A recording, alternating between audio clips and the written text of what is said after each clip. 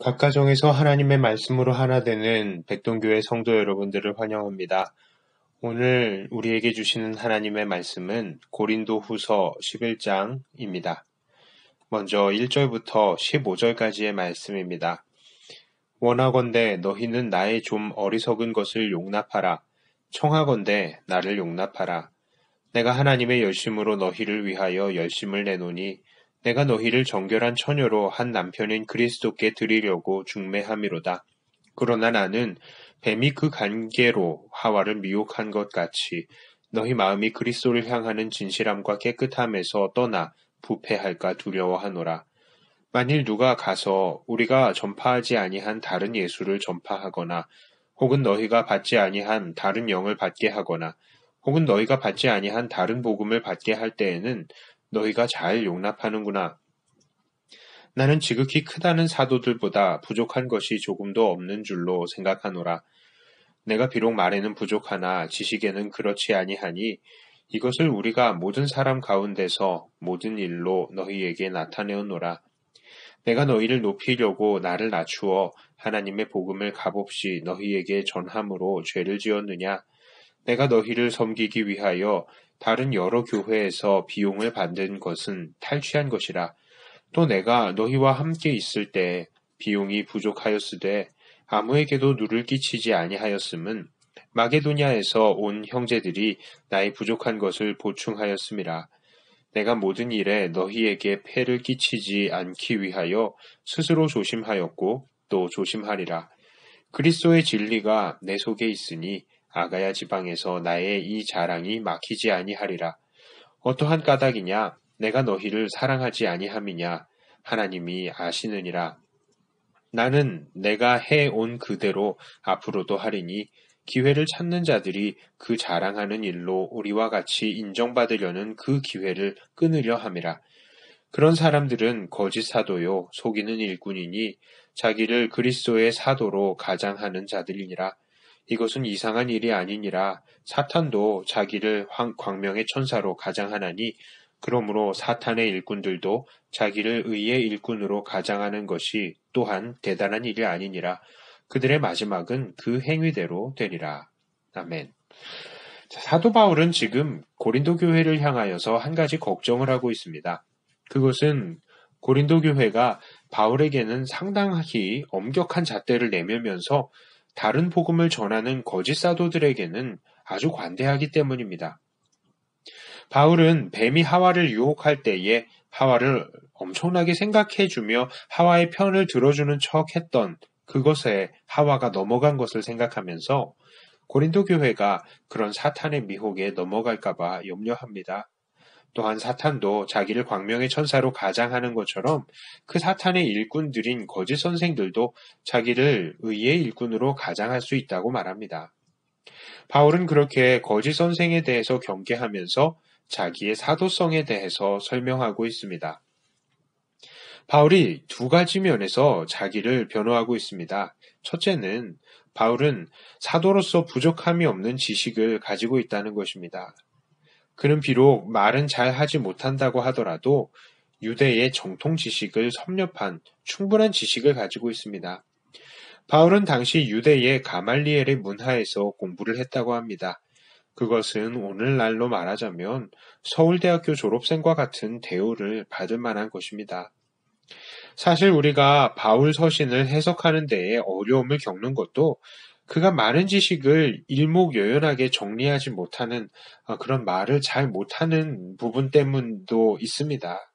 하지만 그럼에도 바울 서신의 내용들의 세부적인 내용들에는 모두 심오한 뜻이 담겨져 있습니다. 그가 주님의 제자요 사도로서 지식적으로 후대에 얼마나 많은 공헌을 하고 있는지 모릅니다. 또한 바울의 두 번째 자기 변호는 그가 고린도 교회와 그 일대의 아가야 지방에 복음을 전함에 있어서 어떠한 금전적인 이윤을 하나도 취하지 않았다는 것입니다. 7절의 말씀을 보니 그는 고린도 교회를 높이려고 자기를 낮추며 하나님의 복음을 값없이 전했다고 합니다.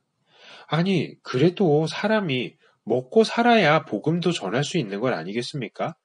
그런데 바울은 어떻게 이렇게 고린도 교회에게 아무런 비용도 받지 않고 복음을 전할 수 있었을까요? 그 해답은 바로 8절에 나오고 있습니다. 바울은 고린도 교회에게 복음을 값없이 전하기 위해서 여러 교회에서 비용을 받았다고 합니다.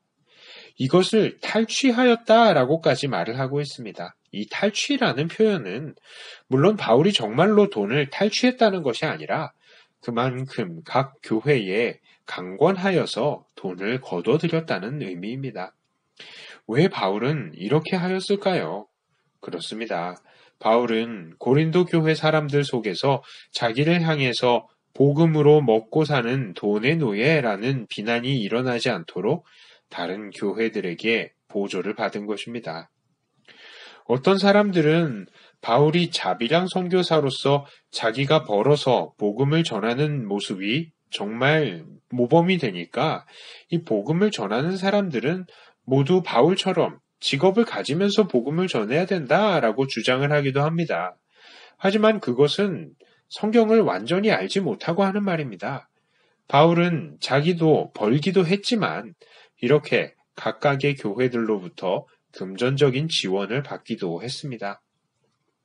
바울은 이렇게 고린도 교회에서 금전적으로 아무런 피해를 주지 않은 것을 통해서 그가 그 지역에서 막히지 않고 자랑을 할 수 있다라고 말을 합니다. 그럼 그 자랑은 무엇입니까? 자, 이제 바울의 자랑의 내용이 하나씩 소개되고 있습니다. 16절부터 33절의 말씀까지를 읽도록 하겠습니다. 내가 다시 말하노니 누구든지 나를 어리석은 자로 여기지 말라. 만일 그러하더라도 내가 조금 자랑할 수 있도록 어리석은 자로 받으라. 내가 말하는 것은 주를 따라 하는 말이 아니요 오직 어리석은 자와 같이 기탄 없이 자랑하노라. 여러 사람이 육신을 따라 자랑하니 나도 자랑하겠노라. 너희는 지혜로운 자로서 어리석은 자들을 기쁘게 용납하는구나. 누가 너희를 종으로 삼거나 잡아먹거나 빼앗거나 스스로 높이거나 뺨을 칠지라도 너희가 용납하는도다. 나는 우리가 약한 것 같이 욕되게 말하노라. 그러나 누가 무슨 일에 담대하면 이 어리석은 말이나마 나도 담대하리라. 그들이 히브리인이냐? 나도 그러하며 그들이 이스라엘인이냐? 나도 그러하며 그들이 아브라함의 후손이냐? 나도 그러하며 그들이 그리스도인의 일꾼이냐? 정신없는 말을 하거니와 나는 더욱 그러하도다. 내가 수고를 넘치도록 하고 옥에 갇히기도 더 많이 하고 매도 수없이 맞고 여러 번 죽을 뻔하였으니 유대인들에게 40에서 하나 강한 매를 5번 맞았으며 3번 태장으로 맞고 1번 돌로 맞고 3번 파선하고 1주야를 깊은 바다에서 지냈으며 여러 번 여행하면서 강의 위험과 강도의 위험과 동족의 위험과 이방인의 위험과 시내의 위험과 광야의 위험과 바다의 위험과 거짓 형제 중의 위험을 당하고 또 수고하며 애쓰고 여러 번 자지 못하고 줄이며 목마르고 여러 번 굶고 춥고 헐벗었노라. 이 외의 일은 고사하고 아직도 날마다 내 속에 눌리는 일이 있으니 곧 모든 교회를 위하여 염려하는 것이라. 누가 약하면 내가 약하지 아니하며 누가 실족하게 되면 내가 애타지 아니하더냐. 내가 부득불 자랑할진대 내가 약한 것을 자랑하리라. 주 예수의 아버지 영원히 찬송할 하나님이 내가 거짓말 아니하는 것을 아시느니라. 다메섹에서 아레다 왕의 고관이 나를 잡으려고 다메섹 성을 지켰으나 나는 광주리를 타고 들창문으로 성벽을 내려가 그 손에서 벗어났노라. 아멘. 자, 바울은 고린도 교회 사람들을 미혹하는 거짓 선생들과 또 자기를 비교하고 있습니다. 그들은 자기들의 육체적인 면을 자랑합니다. 자기들이 정치적, 종교적, 혈통적으로 히브리인이고 이스라엘 사람이고 아브라함의 후손이다 라고 주장을 합니다. 자기들이 바로 정통성이 있다라는 말이죠. 사실 이 모든 것들은 예수 안에서 이제는 아무 소용이 없는 것들입니다. 왜냐하면 모든 사람들은 예수님 안에서 새로운 피조물이 되었기 때문에 이들이 히브리인이고 이스라엘 사람이고 아브라함의 후손이라는 것은 사실 이제는 아무 소용이 없는 것입니다. 하지만 이들이 그렇게 자기들의 육체적인 조건을 내세우는 것과 또한 그런 거짓 선생들을 고린도 교회의 사람들이 좋아했던 것은 그만큼 많은 사람들이 아직까지 사람을 겉으로만 보는 것에서 더 이상 자라지 못하고 있다는 것을 증거하는 것입니다. 이들은 그만큼 유대교를 그들의 신앙의 원조라고 생각했던 것이죠. 이것과 비슷한 예를 들어본다면 여전히 우리 기독교인들 중에서는 이스라엘의 나라와 또 그 사람들을 좋아하는 그런 현상을 볼 수 있습니다. 아무래도 그 사람들이 기독교의 원조와 같은 느낌을 받기 때문입니다. 그래서 이스라엘 사람들이라고 하면 막연히 좋아합니다. 그렇지만 이스라엘이라는 나라는 여전히 예수님을 부인하는 사람들이 더 많은 나라입니다. 오히려 기독교에 대한 핍박이 공공연하게 일어나고 있는 나라이죠. 이들은 예수님을 죽인 사람들의 후손인 것입니다. 어쨌거나 이렇게 우리 모두가 예수 안에서의 새 사람이라는 진리를 외면하고 다시 육체의 조건을 찾는 고린도 교회의 사람들에게 바울은 나도 그러하다. 나야말로 히브리인 중에 히브리인이다 라고 말을 합니다. 바울은 이전에 이들에게 우리가 예수 안에서 새로운 피조물이라는 것을 말한 적이 있습니다. 그러니 그것을 다시 이야기하고 강조해도 되지만 이제는 자기의 육신적인 조건에 대해서 이야기를 하고 있습니다. 특히 바울은 23절에서 그들 거짓 선생이 자기들의 그리스도의 일꾼이라고 하는 말에 더욱 힘있게 자기의 입장을 말합니다. 나는 더욱 그러하다라고 말입니다. 정말 바울만큼 복음을 위해서 수고하고 또 고난을 받은 사람은 없습니다. 바울은 복음을 위해서 수고를 넘치도록 하고 옥에 갇히기도 많이 하고 매도 수도 없이 맞았습니다. 40에 감한 매를 5번이나 맞았습니다. 3번 퇴장으로 맞았고 1번 돌로 맞았습니다. 루스드라에서는 사람들이 바울을 돌로 쳤는데 그가 맞아서 죽은 줄을 알고 성 밖으로 바울을 내동댕이 치기까지 했습니다. 게다가 바울은 여러 번 죽을 뻔했습니다. 3번 파선을 경험하고 하루는 바다에서 표류하면서 지내기도 했습니다. 강과 바다와 광야와 시내와 강도와 동족들에 의해서 목숨이 위태로웠던 적이 한두 번도 아니었고 여러 번 굶고 춥고 헐벗었습니다. 사실 이렇게 바울이 말하는 모든 것들은 모두 바울의 약한 것들입니다. 그런데 바울은 자기가 자랑해야 한다면 결국 자기가 약한 것을 자랑하겠다라고 말을 합니다. 이런 바울의 약함은 어떤 면에서 본다면 너무나도 한심해 보입니다. 육체의 조건을 하나님의 복의 증거로 여기는 사람들에게라면 더더욱 그러할 것입니다. 오늘날에도 많은 사람들은 그렇게 생각합니다. 정말 하나님을 잘 믿으면 하나님께 복을 받고 하나님께 복을 받은 사람들은 세상에서도 높은 자리를 차지하고 정말 영향력 있는 위치에 앉게 되어서 그 사람 앞에서 많은 사람들이 복종하게 될 것이라고 말입니다. 그러나 하나님의 일꾼으로서 바울은 전혀 그렇지 않았습니다. 그는 복음 때문에 엄청난 핍박을 받았고 여러 번 죽을 뻔하기까지 한 것입니다. 바울은 복음의 일꾼이지만 너무나도 약한 존재였던 것입니다. 그럼에도 불구하고 바울은 여전히 모든 교회를 위해서 염려하고 속으로 눌려 있습니다. 누군가가 약하면 함께 약해지고 누군가 실족하면 애가 타는 것입니다. 이것은 바울을 대적하는 거짓 교사들의 입장과는 너무나도 반대되는 모습입니다. 거짓 교사들은 그리고 고린도 교회의 사람들은 항상 보다 높은 자리를 원했고 자기가 남들보다 더 지혜롭다고 인정받기를 원했으며 자기가 받은 은사조차도 남들보다 더 나은 것이라고 주장을 했던 은사 가지고도 싸웠던 사람들인 것입니다. 그런데 바울은 바로 그런 사람들 앞에서 자랑한다는 것이 결국 자기의 연약한 것을 자랑하는 것입니다. 인간적으로 보면 정말 무능해 보이는 것을 자랑이라고 내놓은 것입니다. 그러면서 자기가 더 하나님의 일꾼이다라고 말을 합니다. 이것은 얼핏 고린도 교회 사람들의 생각으로는 맞지 않는 자랑이라고 여겨질 것입니다. 자기의 약함을 자랑이라고 내놓을 수는 없잖아요. 그러나 이것은 바로 바울이 진정한 하나님의 능력이라는 증거인 것입니다. 하나님의 일꾼이라는 증거가 되는 것입니다. 바울은 왜 이렇게 자기의 약함을 자랑하면서 자기가 하나님의 참된 일꾼이라고 주장을 합니까? 그렇습니다. 그것은 바로 사람이 연약할 때에 하나님의 능력이 나타나기 때문입니다.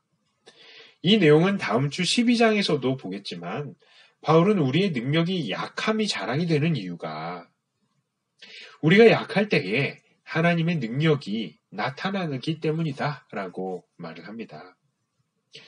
그렇습니다.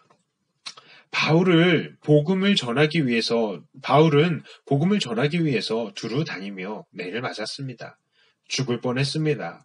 온갖 연약함의 모습은 다 보여주었습니다. 그럼에도 바울의 모든 행보에는 하나님께서 함께 하셨습니다. 빌립보에서는 바울과 실라가 복음 때문에 매를 맞고 감옥에 갇혔었지만 거기에서도 찬송과 기도를 드릴 때에 옥문이 열리고 착고가 풀리는 것을 경험했습니다. 이후에는 로마로 압송되는 배가 풍랑을 만나기도 했지만 그곳에서도 하나님께서는 함께 계시고 그들을 지키셨습니다.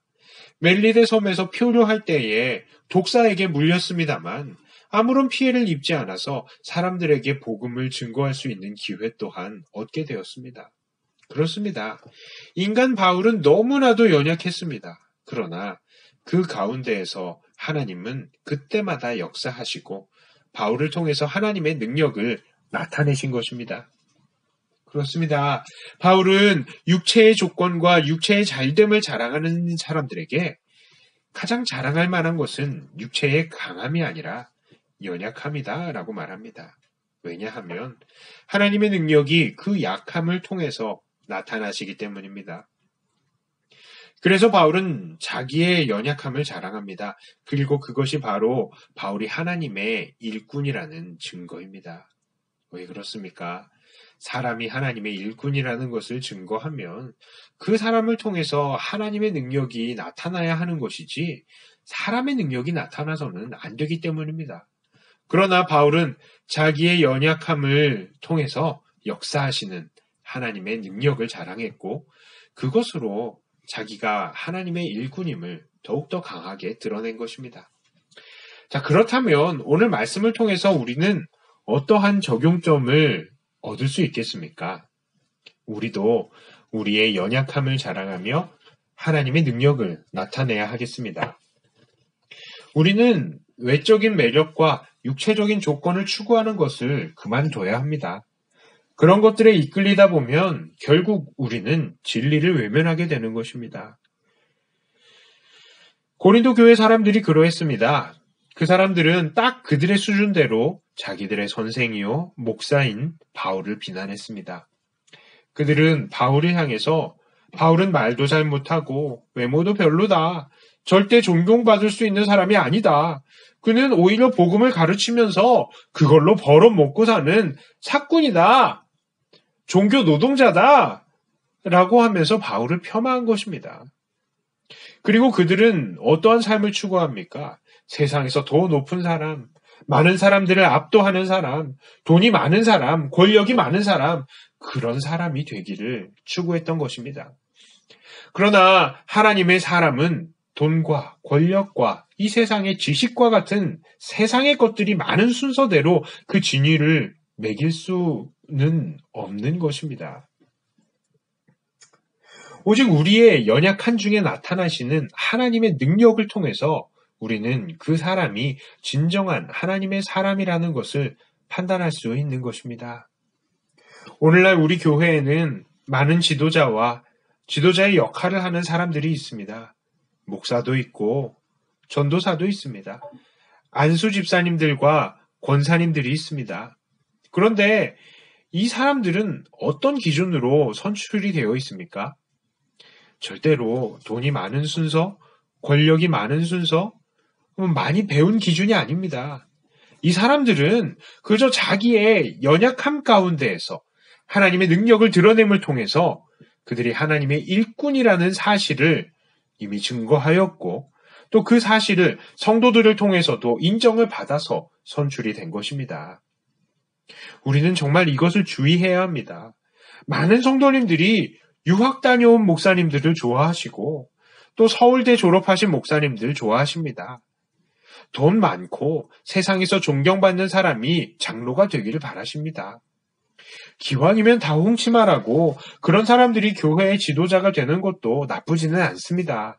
그러나 우리들이 자꾸 그런 것들에만 눈이 돌아가게 되면 결국 사람의 연약한 중에 하나님의 능력이 나타나는 그 능력의 증거를 보는 것이 아니라 사람의 외적인 조건들에만 집착하게 될 수가 있는 것입니다. 그래서 조금 못 배운 목사들이 하는 말은 전혀 귀 기울이지 않습니다. 또 조금 형편이 어려운 사람들은 장로 혹은 권사로 뽑아주지도 않습니다. 조금 못 배운 신앙의 선배들은 은근히 무시하게 되는 것입니다. 그리고 그렇게 될 때에 교회는 타락하게 되는 것입니다. 사랑하는 성도 여러분, 우리들은 하나님의 일꾼입니다. 하나님의 일꾼은 하나님의 능력을 드러내는 사람입니다. 그러므로 세상의 조건들에 우리 인생의 초점을 맞추는 것이 아니라 오직 우리의 연약함만 자랑하면서 하나님께서 내려주시는 하나님의 능력만을 드러내시기를 바랍니다. 그것을 통해서 바로 우리가 하나님의 일꾼이라는 사실을 증거하시며 세상 사람들에게 더욱 하나님의 능력을 알리는 도구가 되시는 사랑하는 백동교회 성도님들이 다 되시기를 주님의 이름으로 축복합니다. 각 가정에서 하나님의 말씀으로 하나 되는 백동교회 성도 여러분.